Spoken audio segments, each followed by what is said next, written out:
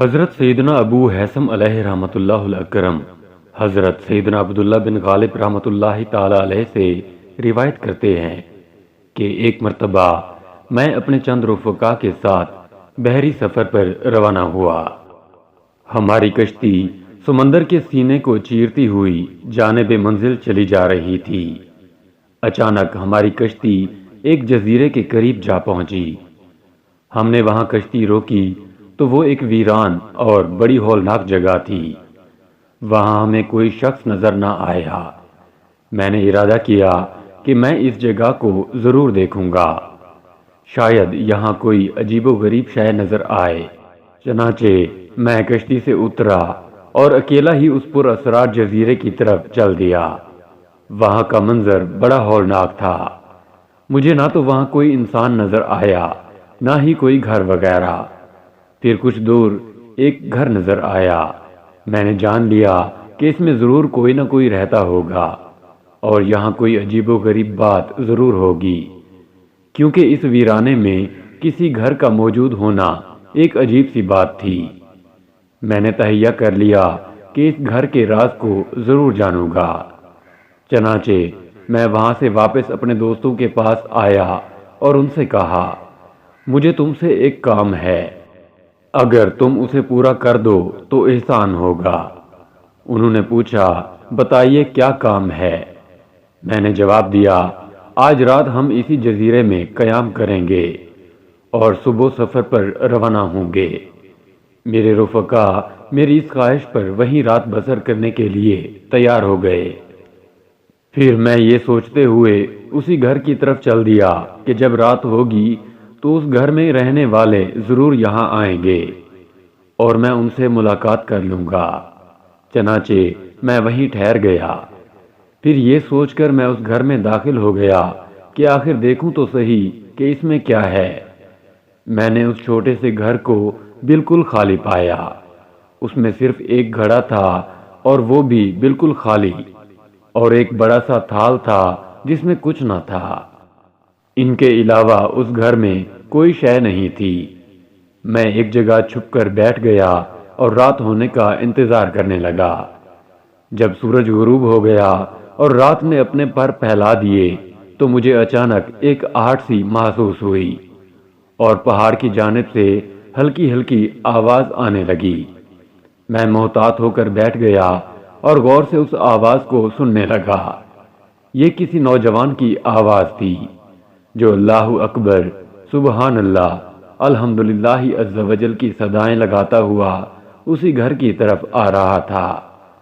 کچھ دیر بعد ایک پرکشش نورانی شکل و صورت والا نوجوان اس گھر میں داخل ہوا۔ اس نے آتے ہی نماز پڑھنا شروع کر دی اور کافی دیر نماز میں مشغول رہا۔ نماز سے فراغت کے بعد وہ اس برتن کی طرف بڑھا جو بالکل خالی تھا۔ نوجوان نے اس برتن سے کھانا شروع کر دیا، حالانکہ میں دیکھ چکا تھا کہ وہ برتن بالکل خالی تھا، لیکن وہ نوجوان اسی برتن میں سے نہ جانے کیا کھا رہا تھا۔ کچھ دیر بعد وہ اٹھا اور گھڑے کی طرف آیا اور ایسا لگا گویا کہ اس میں سے پانی پی رہا ہو، حالانکہ میں نے دیکھا تھا کہ اس گھڑے میں پانی کا ایک قطرہ بھی نہ تھا۔ میں بڑا حیران ہوا اور چھپ کر بیٹھا رہا۔ اس نوجوان نے کھانے پینے کے بعد اللہ عز و جل کا شکر ادا کیا اور دوبارہ نماز میں مشغول ہو گیا اور فجر تک نماز پڑھتا رہا۔ فجر کے وقت مجھ سے رہا نہ گیا، بس میں اس کے سامنے ظاہر ہو گیا۔ اس کی ابتدا میں نماز فجر ادا کی۔ نماز کے بعد وہ نوجوان مجھ سے مخاطب ہو کر کہنے لگا، اے اللہ عز و جل کے بندے، تو کون ہے اور میری اجازت کے بغیر میرے گھر میں کیسے داخل ہو گیا؟ میں نے کہا، اے مرد صالح، اللہ عز و جل آپ پر رحم فرمائے، میں کسی بری نیت سے یہاں نہیں آیا، بلکہ میں تو بھلائی ہی کے لیے یہاں آیا ہوں۔ مجھے چند باتوں سے بڑی حیرانی ہوئی ہے۔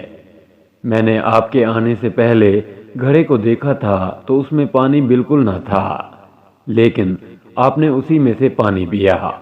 اسی طرح جس برتن سے آپ نے کھانا کھایا وہ تو بالکل خالی تھا، پھر آپ نے کیسے کھانا کھایا؟ میرے لیے یہ باتیں بڑی حیران کن ہیں۔ یہ سن کر وہ نوجوان کہنے لگا، تم نے بالکل ٹھیک کہا کہ وہ برتن اور گھڑا خالی تھا، لیکن میں نے جو کھانا اس برتن سے کھایا وہ ایسا کھانا نہیں جسے لوگ طلب کرتے ہیں۔ اسی طرح میں نے جو پانی پیا وہ ایسا نہیں جیسا لوگ پیتے ہیں۔ یہ سن کر میں نے اس نوجوان سے کہا، اگر آپ چاہیں تو میں آپ کو تازہ مچھلی لا کر دوں۔ نوجوان کہنے لگا، کیا تم مجھے دنیوی غذا کی دعوت دے رہے ہو؟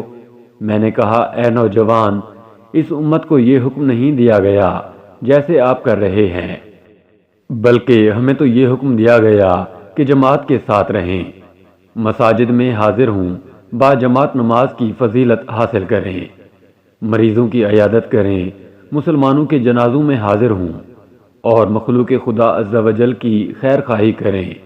لیکن آپ نے یہ سب کام چھوڑ کر گوشہ نشینی اختیار کر لی ہے اور ان سعادتوں سے محروم ہو گئے ہیں۔ یہ سن کر وہ نوجوان کہنے لگا، آپ نے جو باتیں ذکر کی، الحمدللہ عز و جل مجھے وہ تمام سعادتیں حاصل ہیں۔ یہاں قریب ہی ایک بستی ہے جہاں جا کر میں عوام الناس کی خیر خواہی بھی کرتا ہوں اور آپ کے ذکر کردہ باقی امور بھی سر انجام دیتا ہوں۔ اتنا کہنے کے بعد اس نوجوان نے ایک پرچے پر کچھ لکھا اور پھر زمین پر لیٹ گیا۔ میں سمجھا کہ شاید اس کا انتقال ہو گیا۔ قریب جا کر دیکھا تو وہ واقعی خالق حقیقی عز و جل سے جا ملے تھے۔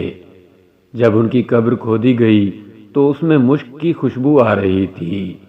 اللہ عز و جل کی ان پر رحمت ہو اور ان کے صدقے ہماری مغفرت ہو، آمین، بجاہ نبی الامین صلی اللہ تعالی علیہ وآلہ وسلم۔